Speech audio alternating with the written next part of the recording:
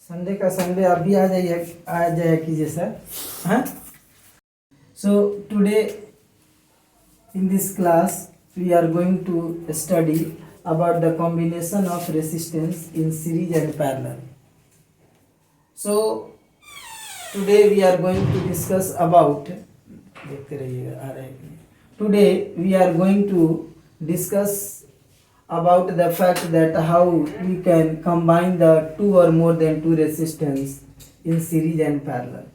आज हम लोग डिस्कस करने जा रहे हैं कि हम लोग कैसे दो या दो से अधिक रेसिस्टेंस को आपस में कंबाइन करेंगे, आइदर सीरीज में या पैरेलल में, to get the equivalent resistance, जिससे हम लोग इक्विवेलेंट रेसिस्टेंस का वैल्यू निकाल सकते हैं। तो रेसिस्टेंस इन सीरीज पिछले क्लास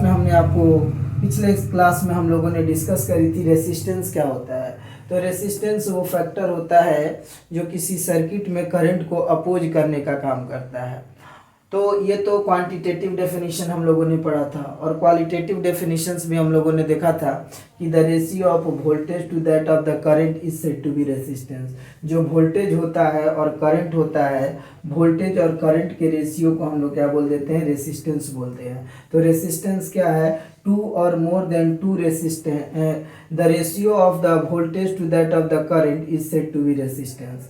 नाउ अब है कि हम लोग जो रेसिस्टेंस को कंबाइन करते हैं वो कंबाइन दो तरह से करते हैं, आइदर सीरीज में कर सकते हैं या पैरेलल में करते हैं। तो सीरीज में कॉम्बिनेशन कैसे करते हैं, सपोज कीजिए हमारे पास एक रेसिस्टेंस है, ये R1 रेसिस्टेंस है, और एक हमारे पास रेसिस्टेंस है जो R2 रेसिस्टेंस है, और इसको हम लोगों ने क्या कर दिया है, एक बैटरी के थ्रू कनेक्शन कर दिया है, दैट इज वन की लगाया है, और इस तरह से हमने, तो यहाँ पर हम लोग कह सकते हैं that is A, this is B and this is सी।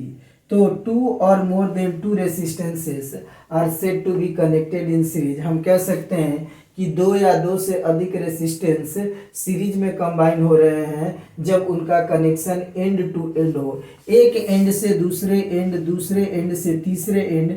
जब एंड टू एंड हम लोग कनेक्शन कराते हैं, दो या दो से अधिक रेसिस्टेंस का कॉम्बिनेशन जब हम लोग एंड टू एंड कराते हैं तो इसको हम लोग कहते हैं रेसिस्टेंस इन सीरीज।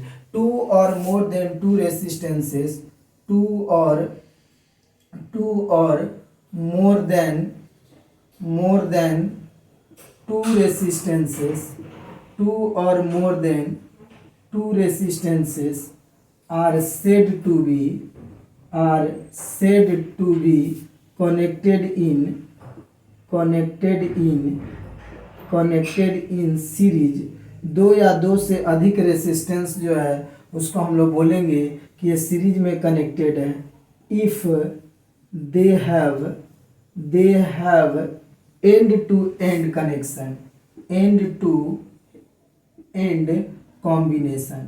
जब हम लोग दो या दो से अधिक रेसिस्टेंस को हम बोलेंगे कि वह सीरीज में कनेक्टेड है अगर उनका एंड टू एंड कॉम्बिनेशन हो रहा, अगर वो एंड टू एंड आपस में जुड़ रहे हैं, एंड टू एंड अगर उनका कॉम्बिनेशन हो रहा है तो एंड टू एंड कॉम्बिनेशंस को हम लोग बोलते हैं रेसिस्टेंस इन सीरीज बोलते हैं। तो रेसिस्टेंस इन सीरीज में हमारे पास क्या होता है, यहाँ से आई अमाउंट ऑफ करंट, यहाँ से अगर इस बैटरी से एलिमिनेट हो रहा है तो ये आई अमाउंट ऑफ करंट यहाँ जाएगा, आई अमाउंट ऑफ करंट यहाँ भी होगा, और यहाँ भी आई अमाउंट ऑफ करंट, यानी through out combination I amount of current flow करेगा, जबकि वोल्टेज का डिस्ट्रीब्यूशन हो जाएगा, कुछ वोल्टेज ये रेसिस्टेंस कैप्चर करेगा और कुछ वोल्टेज ये रेसिस्टेंस कैप्चर करेगा। अब यहाँ पर हम लोग क्या करते हैं, ओम्स का लॉ हम लोग लगाते हैं। ओम्स के लॉ से हम लोग जानते हैं फ्रॉम ओम्स लॉ के अकॉर्डिंगली हमें पता है कि V इज इक्वल टू होता है हमारे पास IR। इस पूरे सिस्टम्स की अगर बात करें तो पूरे सिस्टम में ओम्स लॉ जो होगा वो V is equal to IR होगा, जबकि V1 की अगर हम लोग बात कर लें तो ये हो जाएगा IR1 हो जाएगा, और V2 की बात करेंगे तो ये हो जाएगा IR2। तो क्या हो जाएगा, यहाँ से हम कह सकते हैं since V is equal to V1 plus V2 के इक्वल हो जाएगा, यानी IR is equal to IR1 plus IR2 हो जाएगा, यानी आई कॉमन ले लिए, R1 प्लस R2 हो जाएगा, आई कैंसिल, R इक्विवेलेंट हो जाएगा R1 प्लस R2 के इक्वल, यानी resistance in series will be equal to individual resistance. जो इक्विवेलेंट रेसिस्टेंस होता है, इक्विवेलेंट रेसिस्टेंस का वैल्यू दो इंडिविजुअल रेसिस्टेंस के इक्वल होता है, यानी कह सकते हैं कि equivalent resistance equivalent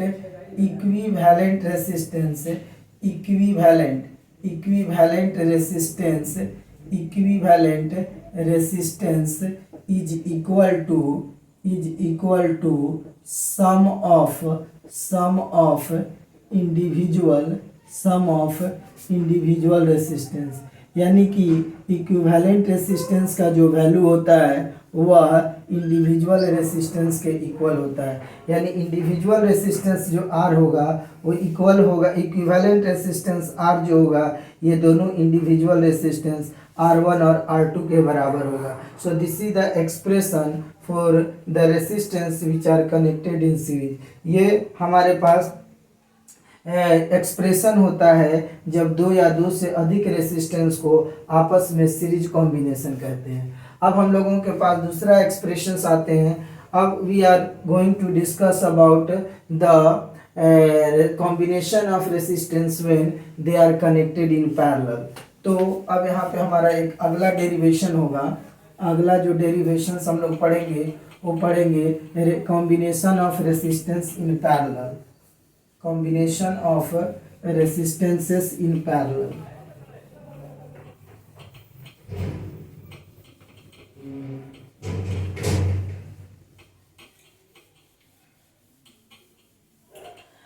combination of resistances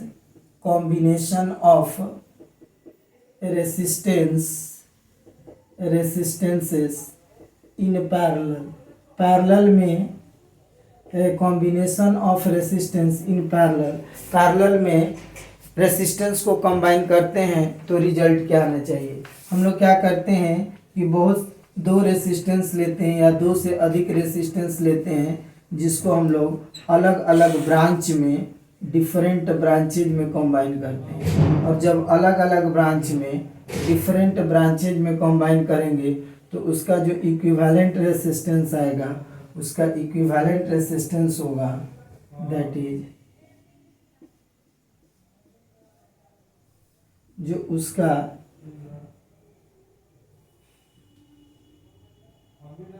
जो इक्विवेलेंट रेसिस्टेंस होगा ये हो जाएगा R1, R2 और R3। ये हमारे पास तीन रेसिस्टेंसेस हैं। Let R1, R2 and R3 are three resistances connected in parallel. तो पैरेलल का मतलब हो गया कि अगर करंट जो होता है रेसिस्टेंस अलग अलग ब्रांचेज में अगर डिस्ट्रीब्यूट होते हैं तो उसको हम लोग कहते हैं रेसिस्टेंस इन पैरेलल। यहाँ से आई अमाउंट ऑफ करंट फ्लो कर रहा है, यहाँ आई अमाउंट ऑफ करंट फ्लो करेगा, यहाँ भी आई अमाउंट ऑफ करंट फ्लो करेगा, आई अमाउंट ऑफ, यहाँ I1 करंट, यहाँ I2 करंट और यहाँ से हमारे पास I3 करंट फ्लो करेगा। तो हम लोग को ये पता है कि लेट कर लेते हैं कि R1, R2, R3 are three resistances है कनेक्टेड इन पैरेलल। इसका मतलब ये हो गया कि मान लेते हैं कि हमारे पास तीन रेसिस्टेंसेस है R1, R2 और R3 जो कि पैरेलल में कनेक्शन है। अगर आई अमाउंट ऑफ करंट इस बैटरी एलिमिनेटर से एलिमिनेट होती है तो ये तीनों ब्रांचेज में अलग अलग करंट बट जाएगा। कुछ करंट फर्स्ट ब्रांचेज में यानी फर्स्ट रेसिस्टेंस में चला जाएगा, कुछ सेकंड रेसिस्टेंस में चला जाएगा और कुछ थर्ड रेसिस्टेंस में चला जाएगा। जबकि वोल्टेज जो होगा, इसकी जो वोल्टेज होगी पूरे कॉम्बिनेशन में, इस वोल्टेज का वैल्यू जो होता है इक्वल होगा, दैट इज V के इक्वल होगा वोल्टेज। सो हम लोगों को पता है कि V इज इक्वल टू क्या होता है, that is V is equal to Ohm's law से हमें पता है कि V is equal to IR होता है फ्रॉम ओम्स लॉ से हमें पता है कि V इज इक्वल टू क्या होता है, IR होता है। तो I1 इज इक्वल टू हम लोग लिख सकते हैं I इज इक्वल टू लिख सकते हैं V/R। अगर इस रेसिस्टेंस की बात करें I1 की, तो I1 इज इक्वल टू हो जाएगा V/R1, I2 is equal to हो जाएगा V/R2, और I3 का जो वैल्यू होगा हो जाएगा V/R3। इट मीन्स I जो होगा वो इक्वल हो जाएगा I1 plus I2 plus I3 के बराबर। इट मीन्स V/R जो होगा वो हो जाएगा V/R1 plus V/R2 plus V/R3 हो जाएगा। It means V/R is equal to V common 1/R1 plus 1/R2 plus 1/R3। V and V cancel, 1/R is equal to 1/R1 plus 1/R2 plus 1/R3, यानी कि ये equivalent resistance का value निकला जो कि parallel में है। तो पैरेलल में इक्विवेलेंट रेसिस्टेंस का जो वैल्यू होता है वो रेसिप्रोकल हो जाता है इंडिविजुअल रेसिस्टेंस का, यानी 1/R 1/R1 plus 1/R2 plus 1/R3 के इक्वल होता है। तो अगर हम दोनों सिस्टम को मिला करके अगर हम बात करें तो हम लोग दो रिजल्ट को ऑब्टेन किया हम लोगों ने, और वो दो रिजल्ट क्या क्या है, वो दो रिजल्ट हमारे पास आया है कि सीरीज कॉम्बिनेशंस में जो हम लोगों ने ऑब्टेन किया, सीरीज कॉम्बिनेशन में जो हमारे पास रिजल्ट आया था, इन सीरीज कॉम्बिनेशन में जो हमारे पास रिजल्ट बना था वो बना था कि R is equal to RS is equal to R1 plus R2 plus R3 आया था, जबकि 1/RP पैरेलल में हमारे पास आया था, वो आया था 1/R1 plus 1/R2 plus 1/R3। ये हमारे पास पैरेलल कॉम्बिनेशन का है और ये हमारे पास सीरीज कॉम्बिनेशंस का है, और दोनों को कंबाइन करके दोनों हमारे पास रिजल्ट इक्विवेलेंट। अब यहाँ से कुछ नोट पॉइंट भी हम लोगों के पास आता है, कुछ कंक्लूजन भी निकालते हैं कि सीरीज कॉम्बिनेशन में क्या होता है कि जो इक्विवेलेंट रेसिस्टेंस की जो वैल्यू होती है वह इंडिविजुअल रेसिस्टेंस के वैल्यू के इक्वल होता है, यानी कि सीरीज कॉम्बिनेशंस में इक्विवेलेंट रेसिस्टेंस का वैल्यू सारे इंडिविजुअल रेसिस्टेंस के सम के इक्विवेलेंट होता है। जबकि पैरेलल कॉम्बिनेशन में क्या होता है कि पैरेलल कॉम्बिनेशंस में रेसिस्टेंस का वैल्यू इंडिविजुअल रेसिस्टेंस के रेसिप्रोकल के सम के इक्वल होता है। पहला पॉइंट ये हमारे पास आया इन सीरीज कॉम्बिनेशन में equivalent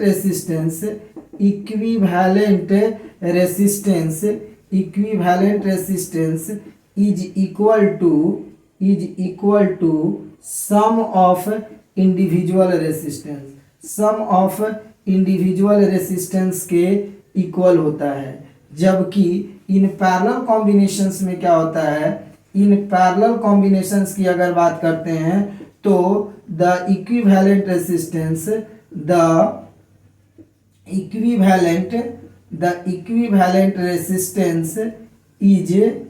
is equal to sum of reciprocal of individual resistance के सम का रेसिप्रोकल होता है इसमें। सेकंड पॉइंट जो हम लोगों को जानना है कि सीरीज कॉम्बिनेशन में इक्विवेलेंट रेसिस्टेंस का वैल्यू हमेशा इंडिविजुअल रेसिस्टेंस से बड़ा होता है, जबकि पैरेलल कॉम्बिनेशन में इक्विवेलेंट रेसिस्टेंस का वैल्यू इंडिविजुअल रेसिस्टेंस से हमेशा छोटा होता है। इट मीन सेकंड इसके नोट पॉइंट को हम लोग ये भी कह सकते हैं, सेकंड नोट पॉइंट जो होगा कि सीरीज कॉम्बिनेशन का वैल्यू हमेशा बड़ा होता है R इंडिविजुअल से, यानी कि सीरीज कॉम्बिनेशन के इक्विवेलेंट का वैल्यू इंडिविजुअल रेसिस्टेंस से हमेशा बड़ा होता है, जबकि पैरेलल कॉम्बिनेशंस का इक्विवेलेंट का वैल्यू इंडिविजुअल रेसिस्टेंस से हमेशा छोटा होता है। तो ये दो बेसिक कॉन्सेप्ट है जो हम लोगों को जानना होता है, जिससे हम लोग जो होता है वो न्यूमेरिकल प्रॉब्लम्स को सॉल्व करते हैं। नेक्स्ट पॉइंट जो हम लोगों को पढ़ना है यहाँ पे वो पढ़ना होता है, जो नेक्स्ट टॉपिक हम लोगों को डील करना होता है वो होता है ओम्स लॉ की थोड़ा सा बात करते हैं। ओम्स लॉ क्या था? तो साइमन ओम्स ने सबसे पहले, अभी हम लोग डिस्कस करेंगे ओम्स लॉ के बारे में। ओम्स लॉ क्या होता है? अभी टॉपिक ये बहुत ही इंपॉर्टेंट टॉपिक होता है। ओम्स लॉ बोर्ड एग्जामिनेशंस के तौर पर ये बहुत ही इंपॉर्टेंट टॉपिक होता है ओम्स लॉ। ओम्स लॉ के बारे में जानकारी दिया था सबसे पहले साइमन ओम्स ने। साइमन ओम्स ने करंट और पोटेंशियल डिफरेंस के बीच में रिलेशन को एस्टेब्लिश किया। जैसा कि हम लोगों ने पहले वाले क्लास में डिस्कस किया था कि करंट क्या होता है और वोल्टेज यानी पोटेंशियल डिफरेंस क्या होता है। करंट का मतलब होता है charge flowing per unit time, और पोटेंशियल डिफरेंस वोल्टेज का मतलब होता है amount of work done in moving the charge particle from one fixed point to another fixed point. हम लोगों ने देखा था डेफिनेशन करंट का, I इज इक्वल टू, हमने बताया था फार्मूला पिछले क्लास में, Q/T, और वोल्टेज के लिए हम लोगों ने देखा था W/Q। ये दो फार्मूला हम लोगों ने पिछले क्लास में डिस्कस किया था। तो साइमन ओम्स ने करंट और वोल्टेज के बीच में रिलेशंस बतलाया था। वो रिलेशन क्या बतलाया था कि अगर सारे फिजिकल कंडीशन को अगर हम लोग फिक्स्ड रख देते हैं, कांस्टेंट रख देते हैं, तो करंट जो फ्लो करता है किसी कंडक्टर से वो डायरेक्टली प्रोपोर्शनल होता है पोटेंशियल डिफरेंस का। इट मीन्स हम ये कह सकते हैं कि ये ओम्स लॉ बतलाता है कि the current flowing through a conductor is directly proportional to its potential difference. यानी कि करंट जो फ्लो करता है किसी कंडक्टर से वो डायरेक्टली प्रोपोर्शनल होता है पोटेंशियल डिफरेंस का। तो ओम्स लॉ क्या बताता है? इट स्टेट दैट, यह बताता है कि the current flowing through a conductor, the current flowing through a conductor is directly proportional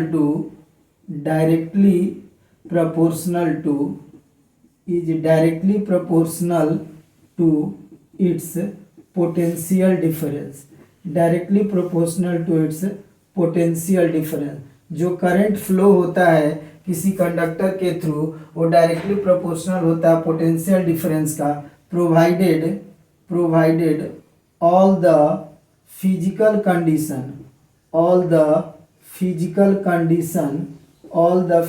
condition remains constant.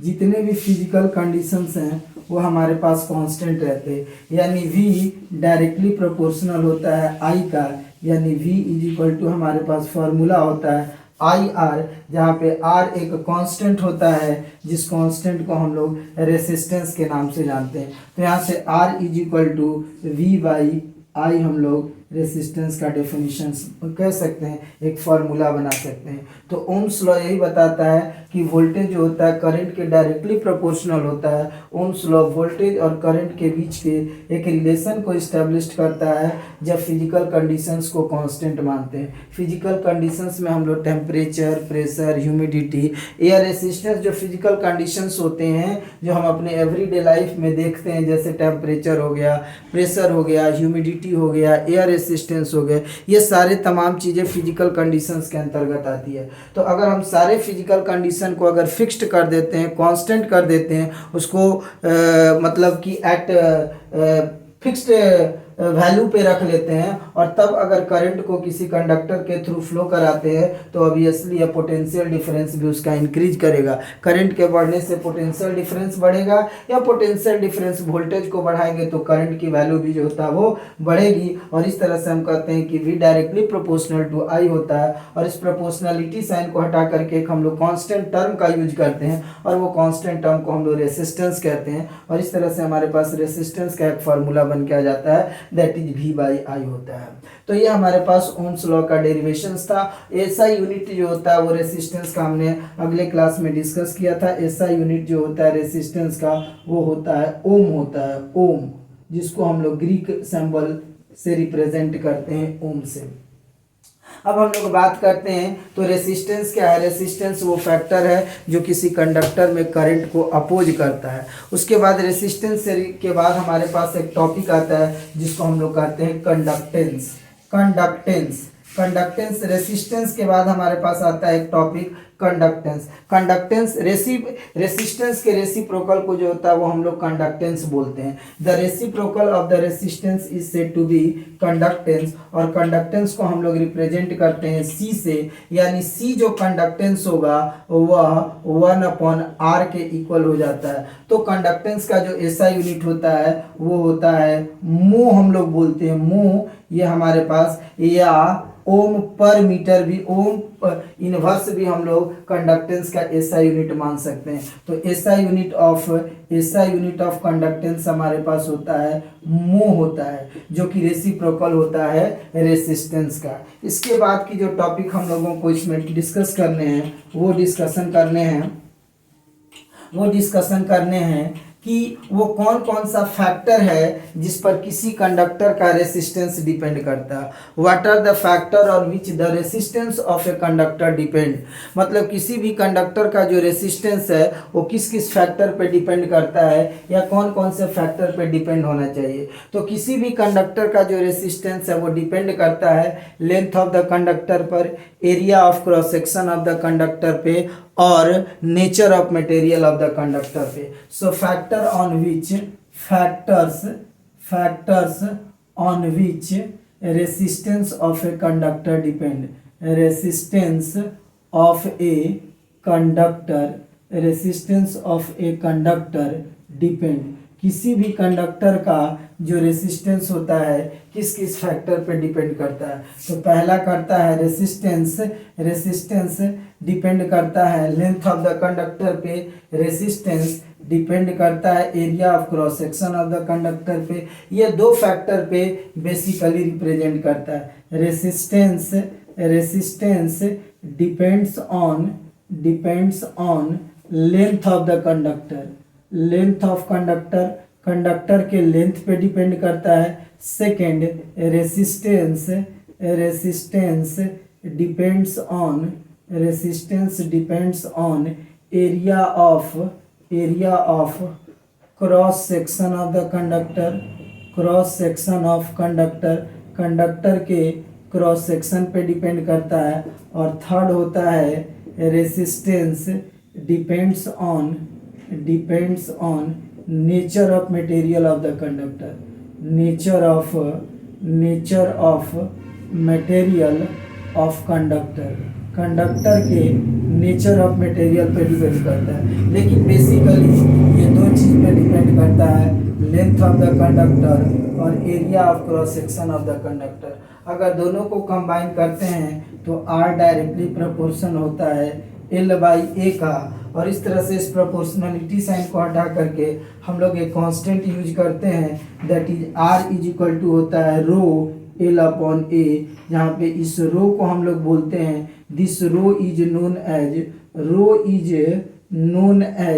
Known as resistivity. Rho को हम लोग रेसिस्टिविटी के नाम से जानते हैं। तो ये हम लोग बात कर रहे थे, डिस्कशन कर रहे थे कि वो कौन कौन से फैक्टर हैं जिस पर कंडक्टर का जो रेसिस्टेंस होता है वो डिपेंड करता है। तो बेसिकली ये दो फैक्टर हैं जिस पे किसी भी कंडक्टर का जो रेसिस्टेंस होता है डिपेंड करता है। वो लेंथ ऑफ द कंडक्टर पे डिपेंड करता है, एरिया ऑफ क्रॉस सेक्शंस पे डिपेंड करता है, और थर्ड होता है जो कि नेचर ऑफ मटेरियल पे भी डिपेंड करता है। तो रेसिस्टेंस डायरेक्टली प्रोपोर्शनल होता है लेंथ ऑफ द कंडक्टर का, लेकिन इन्वर्सली प्रोपोर्शनल होता है area of cross section of the conductor का। अगर हम इसको दो इक्वेशंस के रूप में मान ले और कंबाइन करेंगे तो हमारे पास आएगा R is equal to rho L/A, जहाँ पे रो को हम लोग रेसिस्टिविटी ऑफ द कंडक्टर कहते हैं। तो रेसिस्टिविटी के लिए अगर हम लोग लिखें कि R is equal to rho L/A, it means हम लोग कहेंगे rho L/A is equal to R, it means rho is equal to R into A/L हो जाएगा। R हमारे पास क्या है, ओम है, एरिया मीटर स्क्वायर है, और लेंथ हमारे पास मीटर है। इट मीन्स रेसिस्टिविटी का यूनिट हो गया ohm metre. Ohm metre is the SI unit of resistivity. Resistivity का जो SI यूनिट हो गया वो ओम मीटर होता है। नेक्स्ट टॉपिक जो हम लोगों को डिस्कस करना है वो हमारे पास अगला टॉपिक जो हम लोगों को डिस्कस करने हैं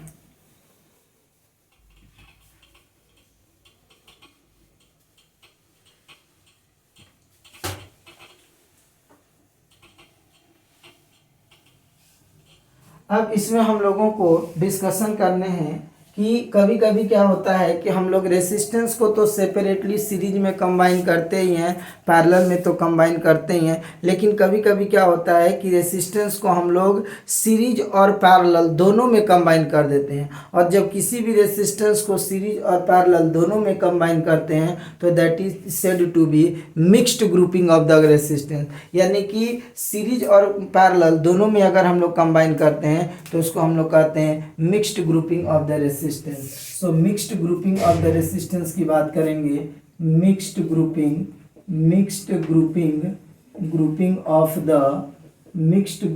ऑफ द रेसिस्टेंस, यानी कि रेसिस्टेंस का मिक्स्ड ग्रुपिंग की बात करते हैं। तो मिक्स्ड ग्रुपिंग की अगर हम लोग बात कर लेते हैं, कभी कभी ये रेसिस्टेंस हो गया, ये हमारे पास रेसिस्टेंस हो गया, इसका कॉम्बिनेशन हमने इस रूप में कर दिया। ये हमारे पास जो रेसिस्टेंस होगा, इस रेसिस्टेंस को हम लोग बोलेंगे दैट इज मिक्स्ड ग्रुपिंग कहलाता है। This is said to be the mixed grouping of the resistance. ये हमारे पास रेसिस्टेंस का मिक्स्ड ग्रुपिंग कहलाता है। This is known as mixed grouping of resistance. Resistance जब दो या दो से अधिक रेसिस्टेंस को सीरीज और पैरेलल, जब दो या दो से अधिक रेसिस्टेंस को सीरीज और पैरेलल दोनों में कंबाइन करते हैं। सपोज यहाँ पे हमारे पास R1 रेसिस्टेंस है, ये R2 R3 रेसिस्टेंस है, ये R4 रेसिस्टेंस है। तो यहाँ पे आप देख पा रहे हैं कि ये दोनों रेसिस्टेंस आपस में सीरीज में कंबाइन है, जबकि इसके साथ ये दो जो रेसिस्टेंस है वो पैरेलल में कंबाइन है। तो जब इस तरह का सिस्टम हो जहाँ पर कि कुछ रेसिस्टेंस सीरीज में और कुछ रेसिस्टेंस पैरेलल में कंबाइन हो, तो ऐसे रेसिस्टेंस को हम लोग बोलते हैं mixed grouping of the resistance. Next जो टॉपिक हम लोगों को डिस्कस करना है वो करना होता है heating effect of electric current. Heating effect of electric current के बारे में हम लोगों को डिस्कस करना है। Heating effect of electric current क्या होता है? Heating effect of electric current, heating effect of electric current, heating effect of electric current के बारे में जानना है। Heating effect of electric current क्या होता है? तो जूल्स ने जेम्स प्रीकॉस्ट जूल ने सबसे पहले बताया था कि अगर किसी कंडक्टर में कंटिन्यूअसली करंट अगर फ्लो करता है, अगर किसी कंडक्टर में करंट अगर कंटिन्यूअसली फ्लो करता है, तो after some time that conductor will become heat. After some time that conductor become hot. It means हम कह सकते हैं कि अगर किसी कंडक्टर में, किसी वायर में अगर हम इलेक्ट्रिक करंट को कंटिन्यूअसली फ्लो कराते हैं, तो आफ्टर सम टाइम वो कंडक्टर जो होता है वो हीट हो जाता है, गर्म हो जाता है। इसके पीछे क्या कारण है? तो इसके पीछे बेसिक रीज़न होता है कि उस कंडक्टर के जो मॉलिक्यूल्स होते हैं, उस मॉलिक्यूल्स जो होता है जब ट्रांसफ़र करते हैं, अपने पोजीशन को चेंज करते हैं, एक पोजीशन से दूसरे पोजीशन में जाते हैं, तो उनके बीच में कॉल्यूजन होता है, और उस कॉल्यूजन के होने के कारण उनमें वाइब्रेशन पैदा होती है, और वो वाइब्रेशंस के कारण क्या होती है, उनकी जो कॉल्यूजन के कारण जो वाइब्रेशन प्रोड्यूस्ड होती है, वो वाइब्रेशन ही जो होता है वो हीट एनर्जी में कन्वर्ट होता है। तो जो जेम्स प्रीकॉस्ट जूल ने बताया था कि जब किसी कंडक्टर के थ्रू इलेक्ट्रिक करंट को अगर हम लोग कंटिन्यूअसली फ्लो करा रहे हैं, तो वो कंडक्टर थोड़ी समय के बाद वो गर्म हो जाती है। इसके पीछे रीज़न यही है